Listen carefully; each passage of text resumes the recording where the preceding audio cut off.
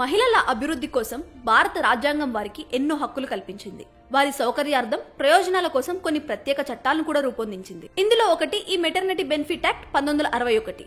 అయితే ఈ చట్టం ఉద్యోగాలు చేస్తున్న గర్భిణీ స్త్రీలు, వారి నవజాత శిశువుల శ్రేయస్సు కోసం రూపొందించబడింది. ఈ చట్టం ప్రకారం ఓ మహిళా ఉద్యోగి తన మొదటి 2 గర్భాలకు 26 వారాల వరకు ప్రసూతి సెలవులు తీసుకోవచ్చు. అయితే ఆ సెలవులు గర్భం సమయంలో ఎప్పుడు వాడుకోవాలనేది ఆమె ఇష్టం. ఈ సమయంలో వీరు పనిచేస్తున్న సంస్థ వీరికి వేతనాలు చెల్లించాల్సి ఉంటుంది. 100% శాలరీ కాకుండా గతంలో తన హాజరు శాతాన్ని యావరేజ్ చేసి దాని ఆధారంగా వీరికి వేతనాలు చెల్లిస్తారు. ప్రసూతి ప్రయోజనాల్లో భాగంగా యజమానులు మెడికల్ బోనస్ కూడా ఇవ్వాల్సి ఉంటుంది. ప్రసవమైన 6 రోజుల పాటు వీరికి ఎలాంటి పనిని అప్పగించకూడదు.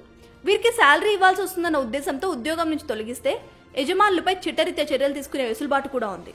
అయితే ఈ హక్కులన్నీ పొందాలంటే వారు పనిచేస్తున్న సంస్థలో కనీసం 10 నుండి 15 మంది ఉద్యోగులు ఉండాలి. చాలా మంది మహిళా ఉద్యోగులకు వారు పనిచేస్తున్న సంస్థ ఈ సదుపాయాలను కల్పించదు. అలాంటి సమయంలో మనం ఎప్పటి నుంచి సంస్థలో పనిచేస్తున్నామో ఆ వివరాలను, యజమానులు చెల్లింపులు జరపని ఆధారాలను మనం సేకరించుకోవాలి.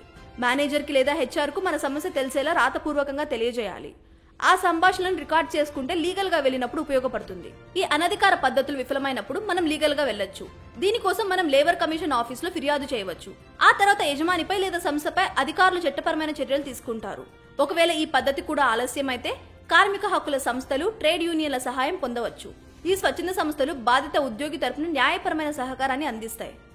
అయితే ఇలాంటి విషయాల్లో మనం మౌనంగా అస్సలు ఉండకూడదు. మన గళాన్ని గట్టిగా వినిపించి మన హక్కుల కోసం పోరాడాలి. మిగిలిన వారికి కూడా ఈ చట్టాల గురించి వివరించాలి.